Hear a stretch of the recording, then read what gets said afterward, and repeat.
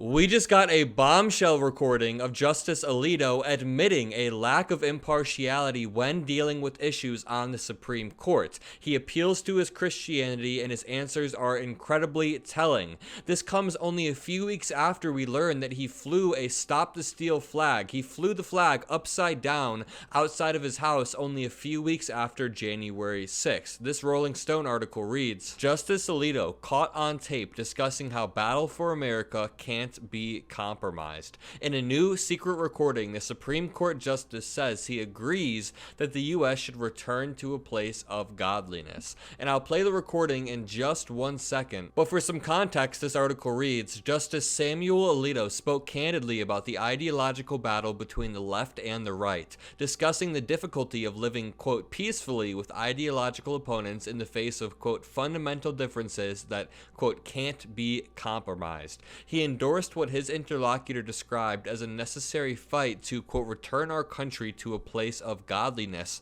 and Alito offered a blunt assessment of how America's polarization will ultimately be resolved. One side or the other is going to win. This was recorded by documentary filmmaker Lauren Windsor. It's helpful if you read the captions on the screen while the clip plays. You know, as a Catholic and as someone who really cherishes my faith, I don't know that we can negotiate with the left in the way that needs to happen for the polarization to end. I think that it's a matter of winning. I think you're probably right. I think one side or the other is going to win. I don't know. I mean, there can be a way of working, a way of living together peacefully, but it's difficult, because there are differences on fundamental things that really can't be compromised. Really can't be compromised. So it's not like we're going to split the difference. And that's what I'm saying. I think that the solution really is winning the moral argument. People in this country who believe in God have got to keep fighting for that, to return our country to a place of godliness. Oh, I agree with you.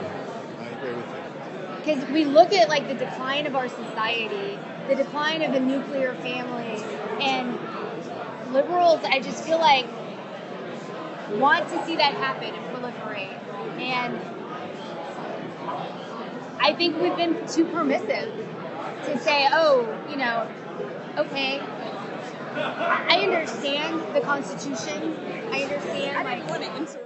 So Justice Alito said that either one side or the other is going to win, and that there are ways of living together peacefully, but that both sides have fundamental things that they cannot compromise on. So it's wild to hear a Supreme Court justice say that. The Rolling Stone article continues, the justice's unguarded comments highlight the degree to which Alito makes little effort to present himself as a neutral umpire calling judicial balls and strikes, but rather as a partisan member of a hard-right judicial faction that's empowered to make life-altering decisions for every American.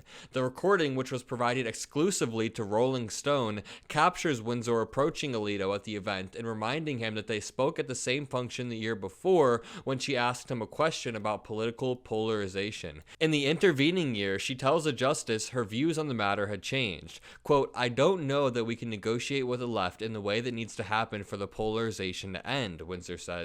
Quote, I think it's a matter of winning. I think you're probably right, Alito says. On one side or the other is going to win. I don't know. I mean, there could be a way of working, a way of living together peacefully, but it's difficult, because there are differences on fundamental things that really can't be compromised. They really can't be compromised, so it's not like you're going to split the difference. Lauren then tells Alito, people in the country who believe in God have got to keep fighting for that, to return our country to a place of godliness. I agree with you, replies Alito, who authored the Supreme Court's 2022 Dobbs decision, which reversed 5 decades of settled law and ended a constitutional right to abortion.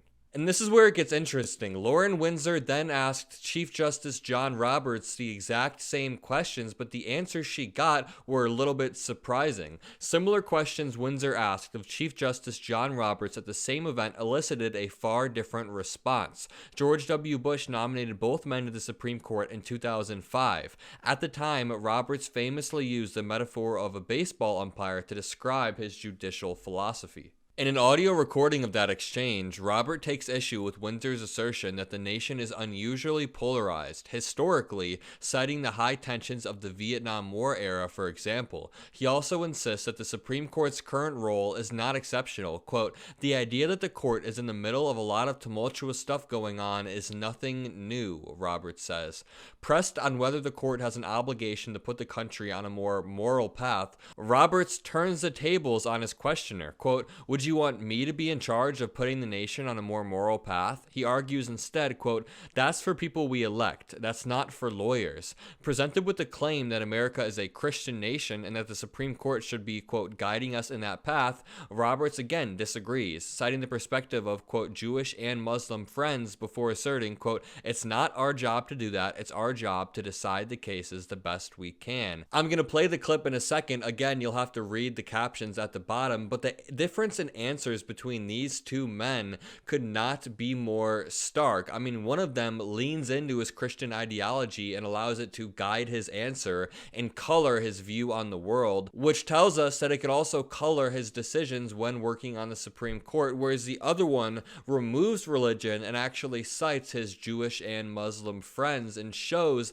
the bigger picture of everything. But here's the clip. I did want to ask you, like, specifically, like, with everything that's going on right now, it just, you know, it's a very tumultuous time in the country, and I'm just curious, like, from your perspective on the court, like, how do we start to repair the polarization?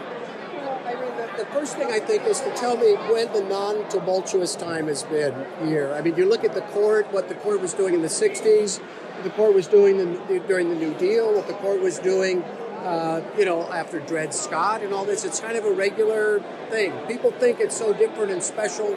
It's been pretty tumultuous for a long time. So you think this is a normal period? I don't know if it's normal. I mean, since I've been here 20 years, there have been quieter times. But the idea that the court is in the middle of a lot of tumultuous stuff going on, that's nothing new. I guess I wouldn't say that it's not like it's an innovative thing. It's not new. I guess I really feel like we're at a point in our country where the polarization is so extreme that it might be irreparable. Oh, I don't think that. I think polarization is extreme is like the Civil War. We did that during Vietnam. People were getting killed in Vietnam. I was there in Vietnam. This is all right. I mean, it's not all right, but it's not like it's as dramatically different.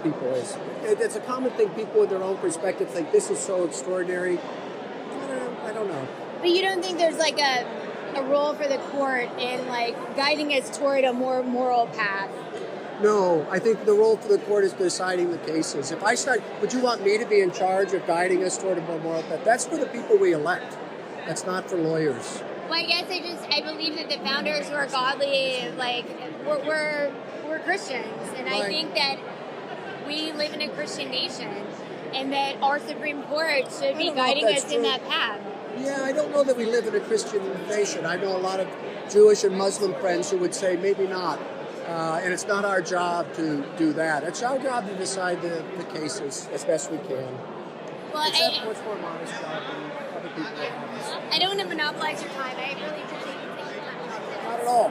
So the reason why this story is so massive is because Justice Alito has shown a repeated pattern of appealing to his Christianity rather than his logic when making decisions. I mean, a few weeks after January 6th, I believe on January 17th of 2021, he flew the American flag upside down outside of his house, which is the Stop the Steal symbol. That means stop the election from being stolen. It's basically a MAGA symbol, flying your flag upside down. He also flew the appeal to heaven flag outside of his beach house. So this recording of him leaning into his Christianity is just the cherry on top. Massive credit to Lauren Windsor for getting this recording. Her Twitter will be in the description below. Go follow her. You can see all the source documents. Leave a like on this video if you appreciate what I do. Make sure you hit the subscribe button, comment a blue heart if you made it this far, and have a great day.